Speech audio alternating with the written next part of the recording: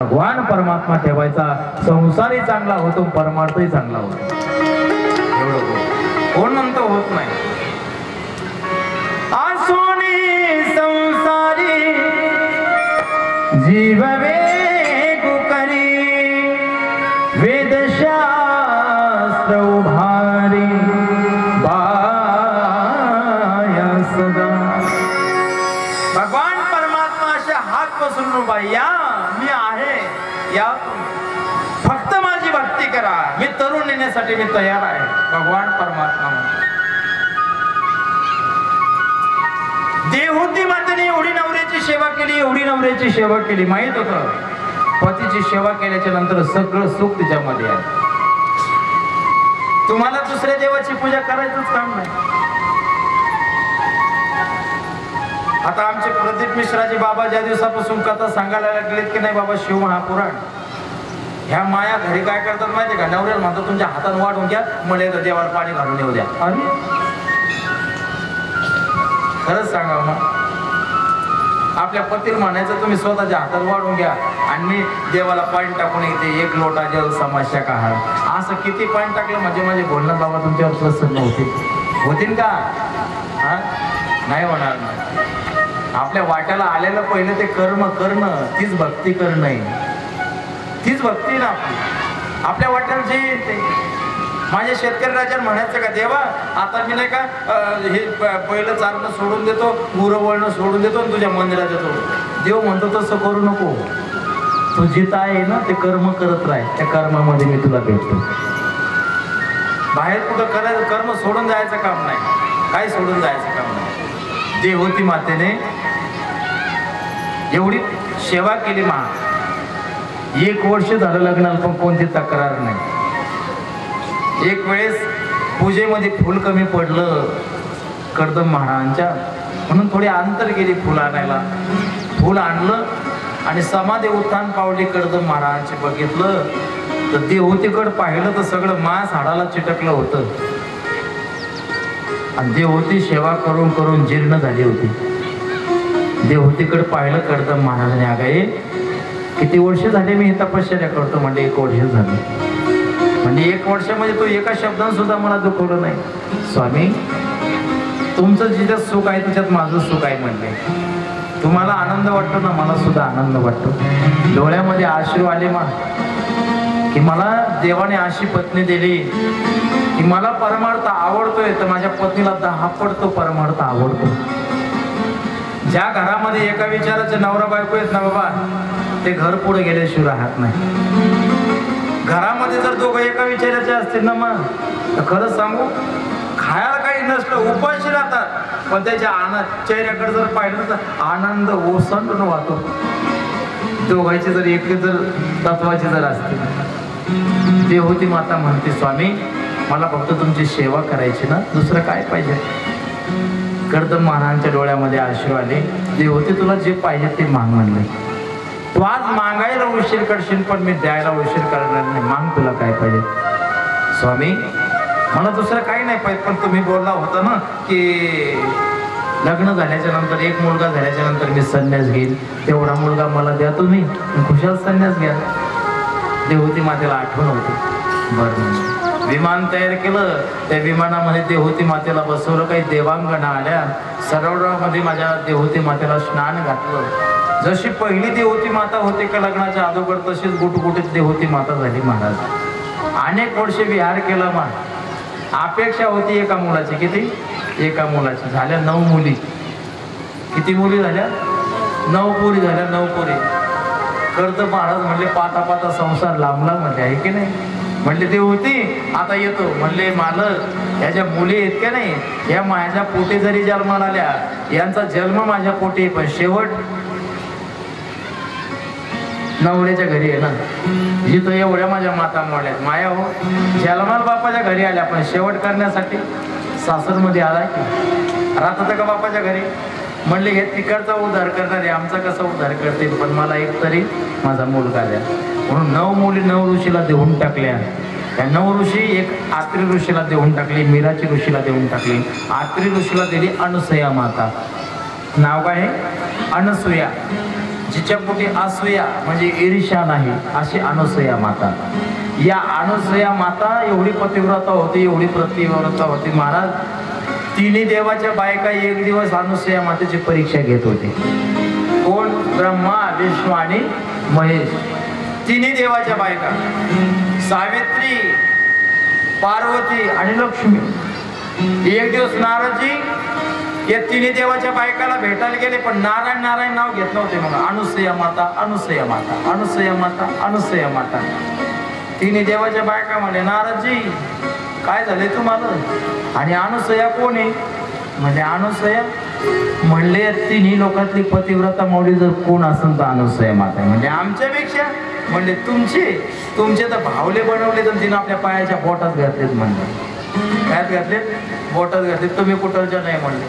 असं पाहिल्याच्या नंतर महाराज राग आला.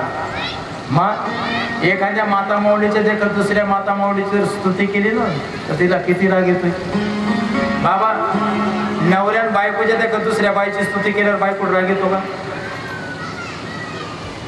संन्याशी आहेत आपण सगळे, आहे का नाही? येतो का नाही राग माझा? हा, रागान लालबुंद होती महाराज महिमा आहे. हा, त्या बाईचं काय नाव घे रे तुम्ही? तसे तीन देवाच्या बायका आहेत का नाही? अनुसया मातेचं नारदजींनी नाव घेतलं, याची तळपायची आगमस्ताकडे गेली. कोण आहे ती अनुसया? आणि तिची आम्हाला परीक्षा घ्यायची म्हणजे पाठवा. मग तिन्ही देवाच्या बायकांनी तिने देवाला बोलवलं, ब्रह्मा, विष्णू, महेश. म्हणले जा अनुसया मातेच्या घरी भिक्षा मागा. म्हणले बरं. म्हणजे तशी मागायची नाही, निर्वस्त्र, अंगावर वस्त्र नसलं पाहिजे अशी भिक्षा मागा. गेले महाराज देव, भिक्षाम देही. अनुसया माता बाहेर आली. काय वाढू? म्हणली मैया आम्हाला अशी भिक्षा नाही पाहिजे. अंगावर वस्त्र नसताना निर्वस्त्र भिक्षा पाहिजे. पतिव्रता माऊली होती, आत्री ऋषीकडे गेल्यात. स्वामी माझ्यावर धर्म संकट आलं म्हणले, भिक्षा जर द्यायची असेल तर माझं पातिव्रत भंग होतंय म्हणले. काय करू सांगा? देऊन टाक म्हणले जसे पाहिजे तसे. पण इकडेही म्हणले पहिले कमंडल होते बाबा, मंत्रीत पाणी केलेलं होतं, हे पाणी घे म्हणले. पहिले त्यांच्या अंगावर शिंपड आणि त्याला जशी भिक्षा पाहिजे तशी देऊन टाक. अनुसया माता गेली, कमंडल मधलं पाणी घेतलं आणि तिन्ही देवाच्या अंगावर शिंपडलं ना. जसं शिंपडलं तिन्ही देव होते का नाही बाळातले झाले, लहान लहान. तिन्ही देव कशी झाले? लहान झाले. आणि तिन्ही देवाला घेतलं मा, भिक्षा दिली नाही, स्तन पाणी केलं माझ्या आईने. पदराच्या आड घेऊन स्तन पाणी केलं, पाळणा बांधला आणि त्या पाळण्यात तिने देवाला ठेवलं. अंगाई गाळायची, ते झोपी घालायची. 8 दिवस झाले. तेल सांभाळायचं, त्याला दूध पाजायचं, त्याला झोपी घालायचं. आणि 8 दिवसापासून या तिने देवाच्या बायका पायाला लागल्या. इथं दिसना तिथं दिसना. गेला कुठं? नवरा गेलाय कुठं? म्हणलं नारदजीने विचारलं, नारदजी आमचे पतिदेव कुठे आहेत? म्हणजे आता ती येत नाहीत. म्हणले का? म्हणले आता 21 वर्षाचे होईपर्यंत तरी येत नाही. म्हणजे झालंय काय? म्हणले ते झाले बाळात. काय झाले? तुम्हाला म्हणलं होतं ती माता पतिव्रता मावली, तिची परीक्षा पाहू नका. 3 म्हणले तुमच्या नवऱ्याला केले, आता 2-2 वर्षाचे नाही, एका महिन्याचे नाही, 8-8 दिवसाचे केले. म्हणजे तरी यायचा अंग कमी झाला नाही. हा, आमचा नवरा आम्हाला ओळखू येतो म्हणलं. पार्वती यायचं म्हणली, मा नवरा काय म्हणून ओळखू येत नाही काय? ते अंगाला भस्म लावलेला आणि त्या जाटा बांधलेला. लक्ष्मी आहे साहेब म्हणजे माझा बी नवरा ओळखू येतो, सावळा आहे का नाही? मला माहिती आहे म्हणलं. आणि सावित्री तर तवाच म्हणली, मा नवऱ्याचे तर 4 तोंड आहेत ब्रह्मदेवाचे, माझा ओळखू येतो म्हणले. गेल्या मग पाहतात तर तिन्ही देव पाळण्यामध्ये, सगळे देव सारखे दिसायला लागले. तिने पार्वती आई समोर गेली आणि हात लावणार. तेवढ्यात मनामध्ये भावाला, जर आपण भोलेनाथ बाबा म्हणून विष्णू भगवान परमात्म्याचा जर हात पकडला तर आपलं पातिव्रत्य भंग होणार नाही का? पुन्हा हात पाठीमाग घेतले. तिन्ही देवाच्या बायका हातबल झाल्या आणि माझ्या अनुसया मातेची आराधना केली. मा आमचं चुकलं, आमचे पती ते आम्हाला वापस कर.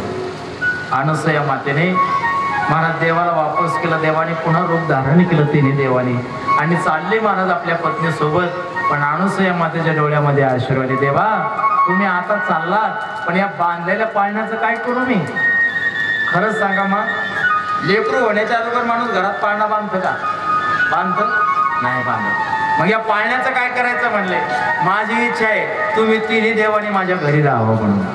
म्हणजे आता राहावं कसं, मग तिन्ही देवानी आपली शक्ती घेतली महाराज आणि तिन्ही देवा मिळून एक देव प्रगट झाले. दत्तात्रय भगवान की जय, दत्तात्रय भगवान की जय. आणि दत्तात्रय भगवान परमात्मा माझ्या अनसया मातेच्या नात्रीच्या पोटी महाराज राहायला लागले, त्या घरामध्ये राहायला. किती सुंदर. दिगंबरा दिगंबरा श्रीपाद वल्लभ दिगंबरा, दिगंबरा दिगंबरा श्रीपाद वल्लभ दिगंबरा, दिगंबरा दिगंबरा श्रीपाद वल्लभ दिगंबरा, दिगंबरा दिगंबरा श्रीपाद वल्लभ दिगंबरा, दिगंबरा दिगंबरा श्रीपाद वल्लभ दिगंबरा, दिगंबरा दिगंबरा श्रीपाद वल्लभ दिगंबरा, दिगंबरा दिगंबरा श्रीपाद वल्लभ दिगंबरा, दिगंबरा दिगंबरा श्रीपाद वल्लभ दिगंबरा, दिगंबरा दिगंबरा श्रीपाद वल्लभ दिगंबरा, दिगंबरा दिगंबरा श्रीपाद वल्लभ दिगंबरा, दिगंबरा दिगंबरा श्रीपाद वल्लभ दिगंबरा,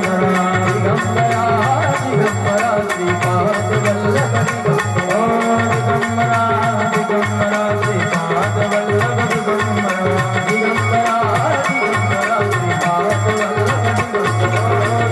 दिगंबरा दिगंबरा श्रीपाद वल्लभ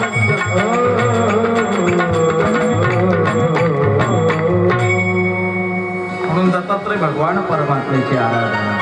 निघालो घेऊन दत्ताचे पाल, आम्ही भाग्यवान आनंदे निधान,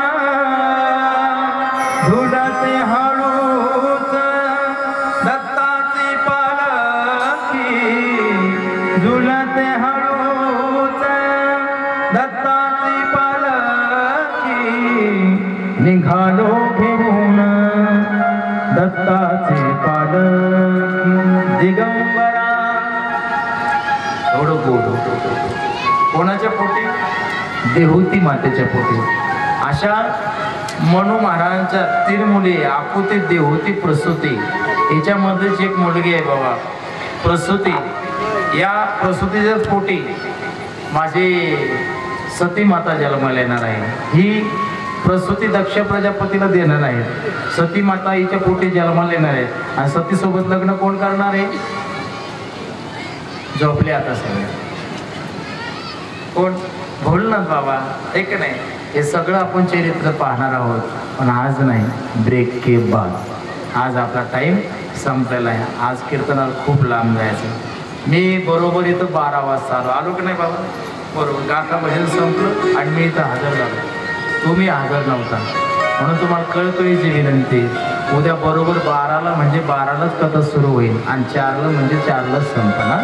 म्हणून थोडेसे कामं आता थोडे पटपट आवरायचे. काय जेवण तर इथं जे की सकाळचं, मग इथं येत असताना सकाळी सगळं घरचं काम आवरूनच यायचं आणि एकदा आलं की पुन्हा जेवूनच घरी जायचं. आहे का? तसं जायचं का? नाही. मग चला, आरतीचे यजमान चला. ज्यांच्या आज पंक्ती होत्या त्यांच्यासाठी जोरदार टाळी वाजवा. पंक्तीचे यजमान सुद्धा चला आणि कथेचे यजमान चला. चला 2 मिनिटामध्ये आरती. या सर्वांनी जागेवर उभं राहायचंय या आरतीसाठी. चला. आजचे जे कोणी अन्नदाते असतील, सकाळचे अन्नदाते आणि संध्याकाळचे अन्नदाते, कृपया आपण आरतीसाठी पुढे या.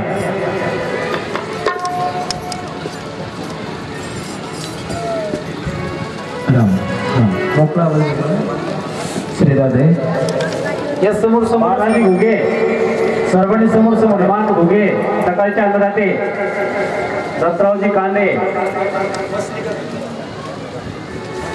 विश्वकराव कांदे, ज्ञानदेवराव कांदे, भिक्काजी कांदे. सर्वांना विनंती, सर्वांनी आरतीसाठी पुढे या. मालू दुकानदार चला लवकर. या समोर समोर या सर्वांनी. पुरुष मंडळी या समोर या. पायातल्या चपला बोट काढा. या माझ्या या. धर्म मंडपामध्ये या सर्वांनी या.